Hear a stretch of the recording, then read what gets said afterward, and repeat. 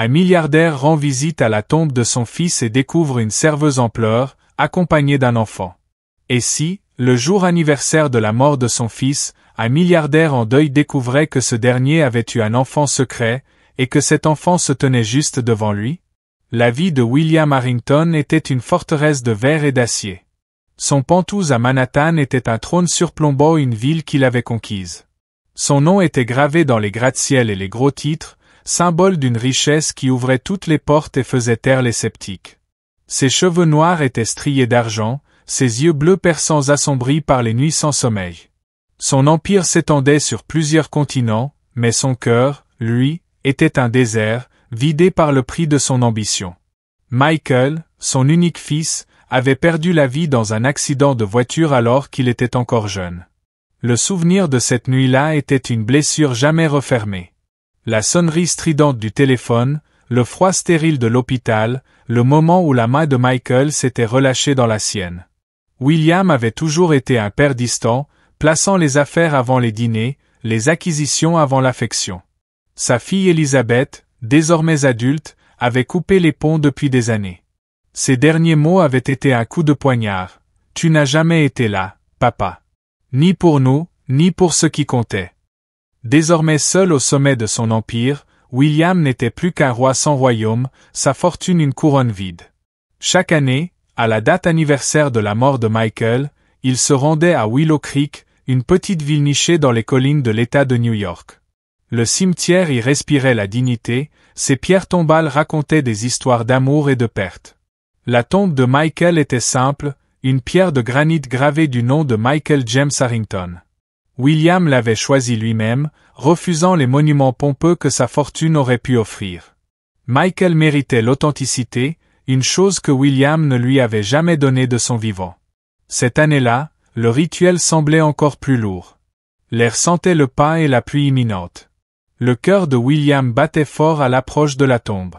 C'est alors qu'il la vit. Une femme, ses cheveux sombres échappant à un chignon décoiffé, pleurait doucement.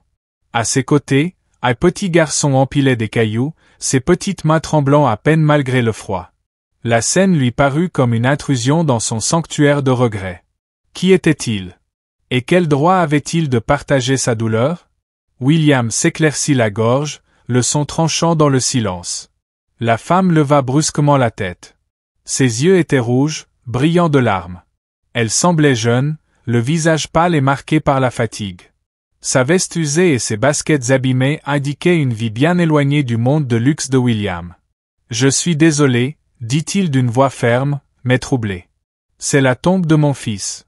Qui êtes-vous » La femme se leva précipitamment, essuyant ses mains sur son jean délavé. « Je ne voulais pas déranger », dit-elle d'une voix encore empreinte de sanglots. « Je m'appelle Emma Davis. Et voici Lucas. » Elle désigna le garçon, qui leva les yeux un instant, ses prunelles vertes pétillant de curiosité avant de se replonger dans ses cailloux.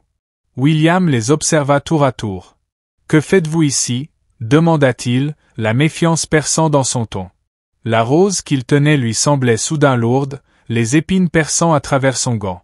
Emma hésita, les yeux rivés sur la pierre tombale. « Je suis venue voir mon frère Dylan, » dit-elle doucement. « Sa tombe est là-bas. » Elle indiqua une stèle à quelques rangées de là, partiellement dissimulée par la brume. « Mais, je connaissais aussi Michael. Je viens parfois ici pour me souvenir. » Le cœur de William s'accéléra. « Vous connaissiez mon fils. » Emma acquiesça, les lèvres tremblantes. « Nous étions amis, il y a longtemps. » Lucas leva la tête. Sa voix était claire et innocente. « Maman, cet homme est triste lui aussi ?» demanda-t-il, serrant un caillou dans son petit pois. Le mot maman frappa William comme un coup. Il observa Lucas plus attentivement, ses cheveux bruns ébouriffés, la façon dont son front se plissait en se concentrant. Il y avait quelque chose de terriblement familier dans son visage. Une ombre des traits de Michael qui fit frissonner William. « Emma, » dit-il d'une voix plus douce, « pourquoi pleurez-vous sur la tombe de Michael ?» Les yeux d'Emma se remplirent de larmes fraîches.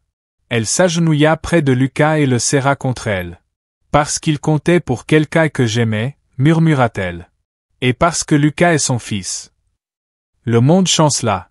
William recula d'un pas, la rose glissant de sa main pour tomber sur le sol givré. Son fils. Ces mots lui semblaient irréels, comme une faille dans la réalité à laquelle il s'était raccroché. Michael avait eu un enfant. Un enfant dont William n'avait jamais su l'existence. Emma hocha la tête, son regard ferme malgré les larmes. Je ne voulais pas vous l'annoncer ainsi. Je ne savais pas si je vous le dirais un jour. L'esprit de William tournait à toute allure, tentant de recoller les morceaux d'une vie qu'il avait ignorée. Michael avait toujours été discret, introspectif. Mais cela? Une famille secrète? Qui est la mère? Demanda-t-il, la voix brisée. L'expression d'Emma se durcit. Ma meilleure amie, Sarah.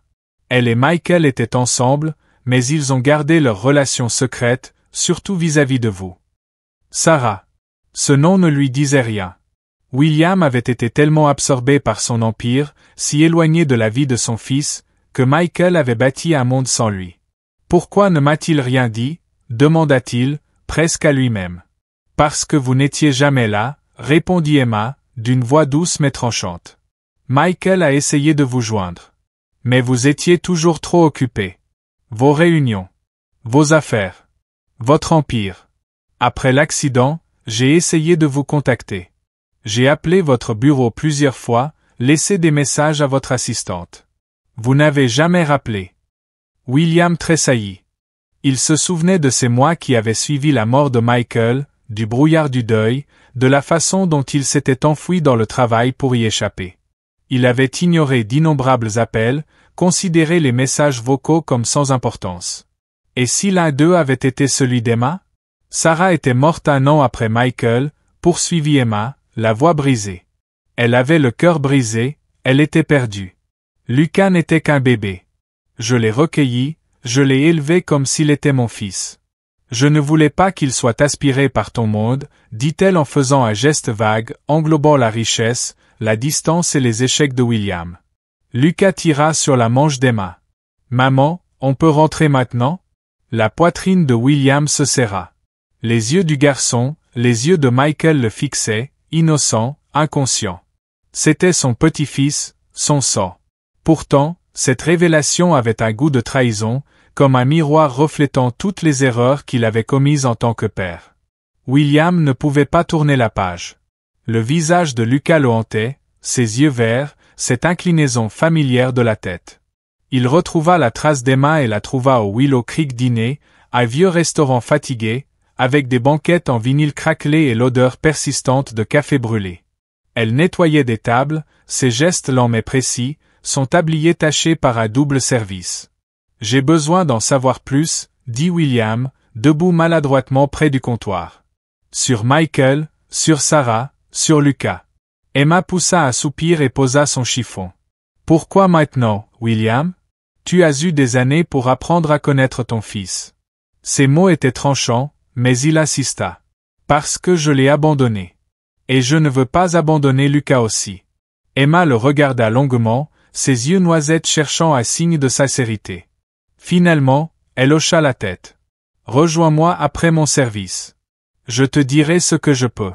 Ce soir-là, dans le petit appartement encombré d'Emma, William s'assit sur un vieux canapé affaissé, entouré de jouets et de factures empilées.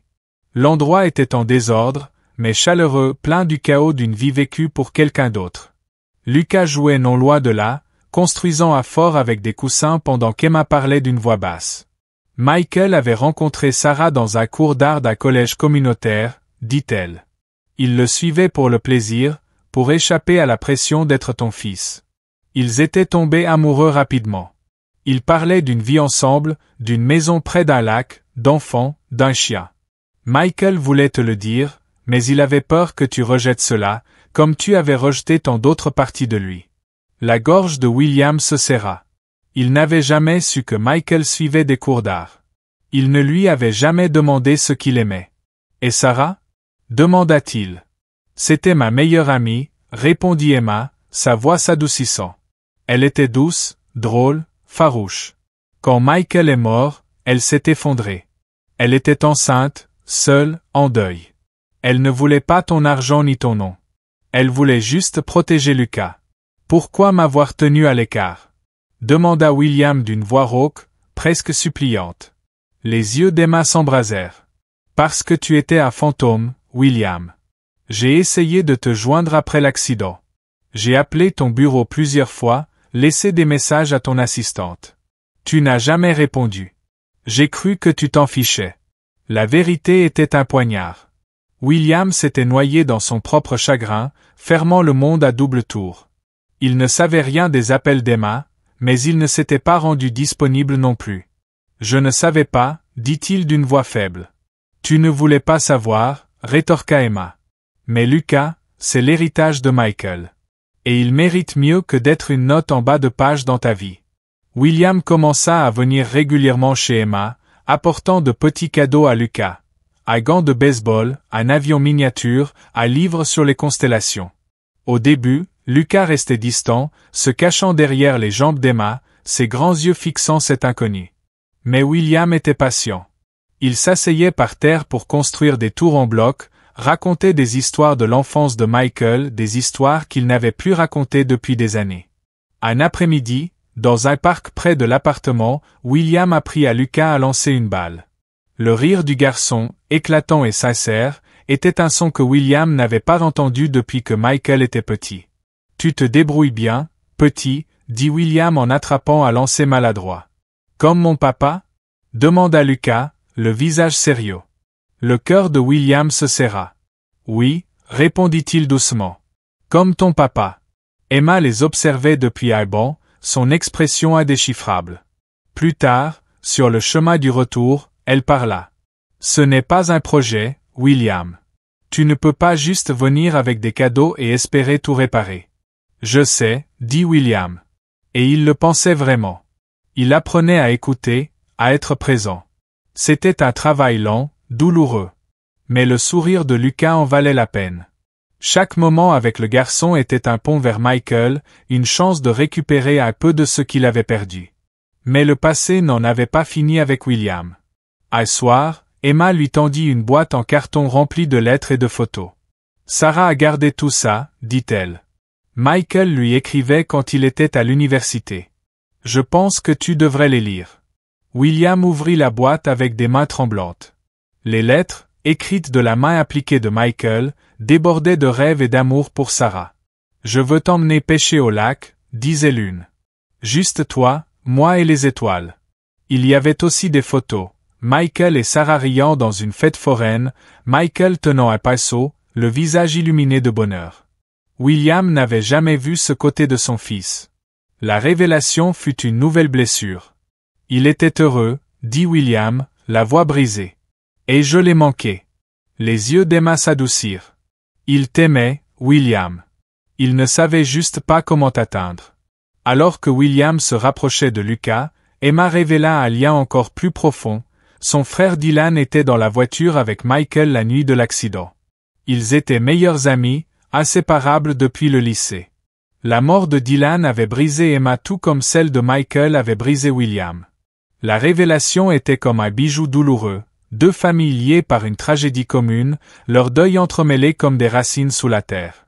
C'est Dylan qui conduisait, dit Emma un soir, sa voix à peine audible. Ils étaient assis à la table de sa cuisine, une ampoule solitaire projetant des ombres sur les murs. Il avait bu, pas beaucoup, mais assez.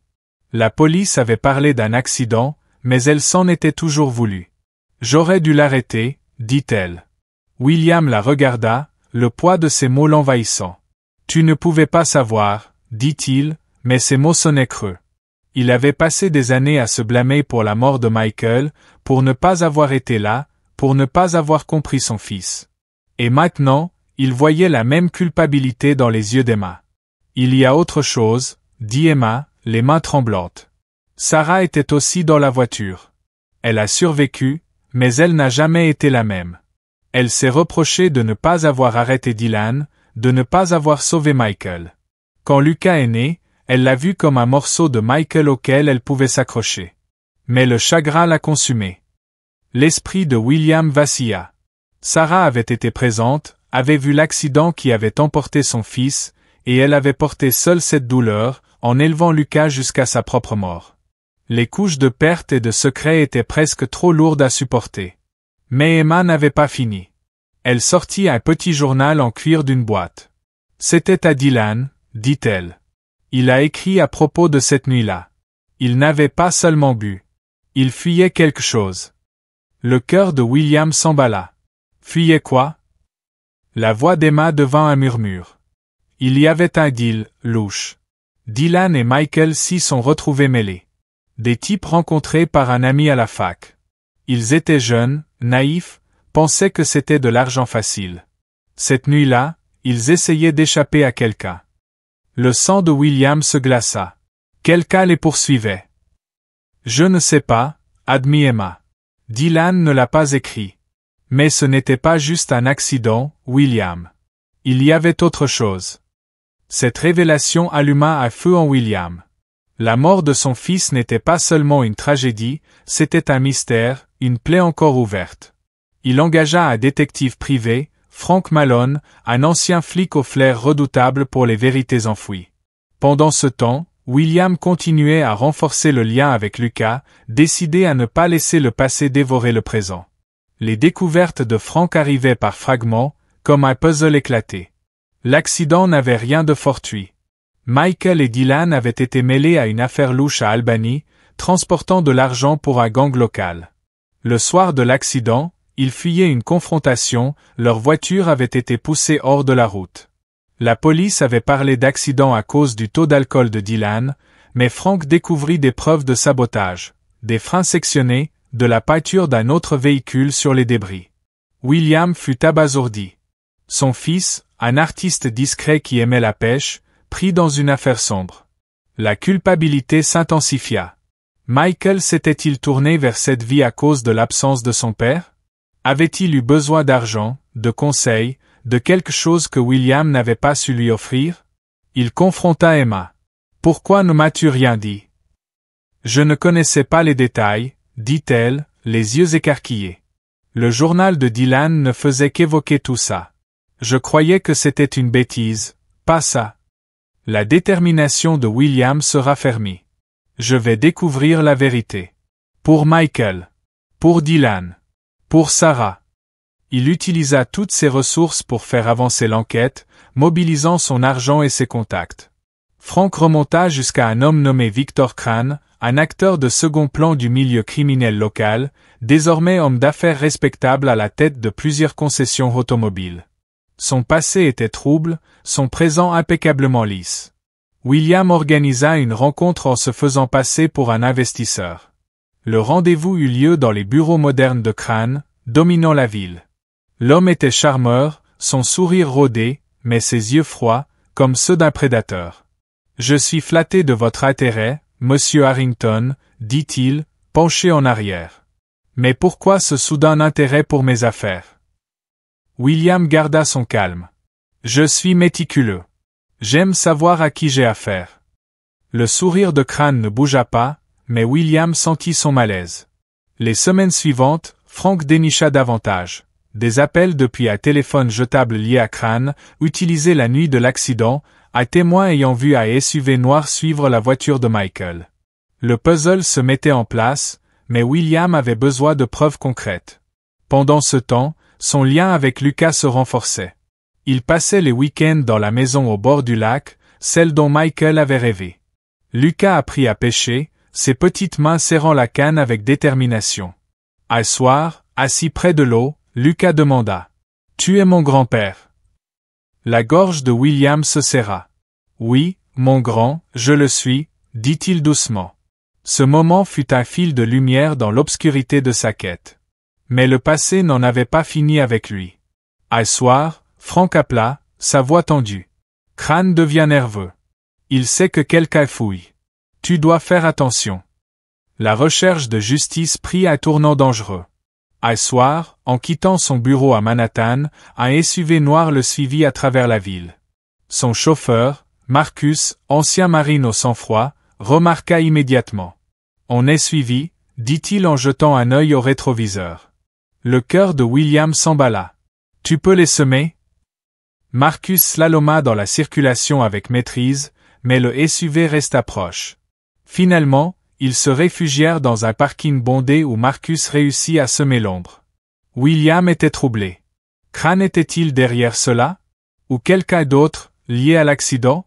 La découverte suivante de Frank fut un choc. Le gang pour lequel Michael et Dylan travaillaient était une façade pour un syndicat bien plus vaste, lié à un élu corrompu du gouvernement local. L'adjoint au maire, Robert Langston, protégeait les opérations du syndicat. Frank trouva des preuves que Langston avait ordonné l'élimination de Michael et Dylan pour éviter tout risque. William fut bouleversé. Le complot allait bien plus loin qu'il ne l'avait imaginé, impliquant des figures puissantes ayant échappé à la justice pendant des années.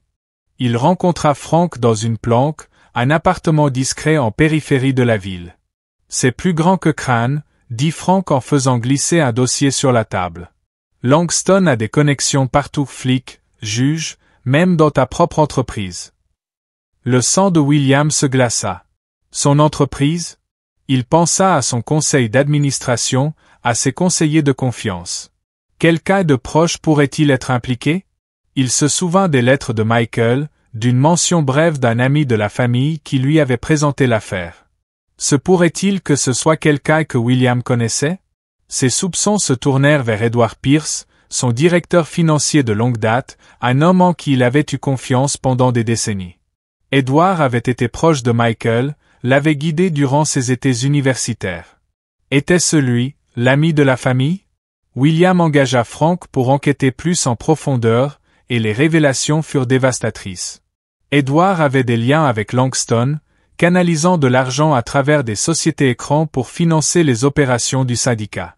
Il avait utilisé Michael comme un pion, exploitant son besoin de s'émanciper de l'ombre de son père.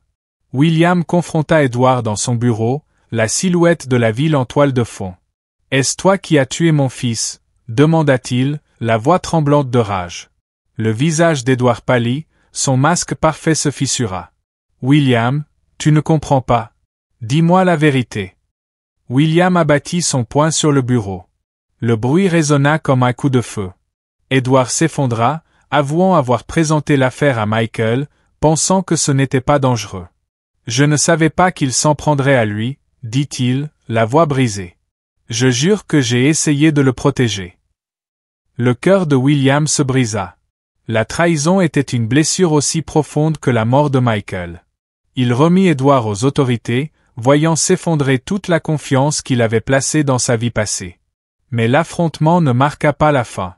Frank découvrit un registre caché dans le bureau d'Edward, détaillant les paiements à Langston et Crane. La pièce finale était une note manuscrite d'Edward. « Faites taire le gamin Harrington. » Alors que William luttait contre cette trahison, une nouvelle menace apparut. Un soir, en revenant à la maison du lac, il trouva une note glissée sous la porte. « Arrête de creuser ou le gamin paiera. » Les mots, tracés à l'encre noire, rappelaient froidement que Lucas était vulnérable. Le sang de William se glaça. Le syndicat n'en avait pas fini avec lui. Il appela immédiatement Frank, la voix tendue. « Il menace Lucas. Il faut mettre fin à tout ça. » Frank acquiesça, le ton grave. Langston a encore du pouvoir, même derrière les barreaux. On doit trouver son exécuteur, celui qui efface les traces.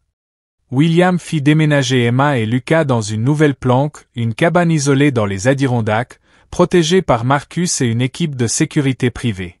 Emma était réticente, les yeux brillants de défi. « J'ai protégé Lucas toutes ces années, je n'ai pas besoin de ta protection. »« Vous êtes ma famille maintenant, » dit William d'un ton ferme. « Je ne vous perdrai pas, toi non plus. » Ces mots les surprirent tous deux. Mais Emma acquiesça, l'expression adoucie. Ils s'installèrent dans la cabane, la tension palpable. William et Frank travaillaient sans relâche pour identifier l'exécuteur. L'enquête de Frank mena à un homme nommé Marcus Kane, ancien mercenaire devenu homme de maille du syndicat. Kane était un fantôme, opérant dans l'ombre. Mais Frank le traqua via une série d'emails cryptés liés au réseau de Langston. L'indice final vint d'une source inattendue, Rachel, la sœur de Sarah. Elle contacta Emma après avoir vu les nouvelles concernant l'arrestation de Langston. Rachel révéla que Sarah avait gardé une clé USB contenant des preuves sur les activités du syndicat. Elle avait peur, dit Rachel d'une voix tremblante au téléphone. Elle m'a dit que si quelque chose lui arrivait, je devais la remettre à quelqu'un de confiance. Je ne savais pas quoi faire, jusqu'à maintenant. Emma récupéra la clé USB chez Rachel à Syracuse, les mains tremblantes. Elle la tendit à William. Le contenu était accablant, des relevés financiers, des enregistrements audio et une vidéo floue montrant Kane rencontrant Langston pour discuter de l'élimination de Michael et Dylan. Les preuves étaient irréfutables, un dernier cadeau de Sarah pour faire justice à l'amour qu'elle avait perdu. William et Frank remirent la clé au FBI, qui lança une chasse à l'homme pour retrouver Kane. Mais Kane avait une longueur d'avance. Une nuit d'orage, alors que le tonnerre faisait vibrer la cabane, Kane pénétra dans la maison. Sa silhouette menaçante se dessina dans l'embrasure de la porte.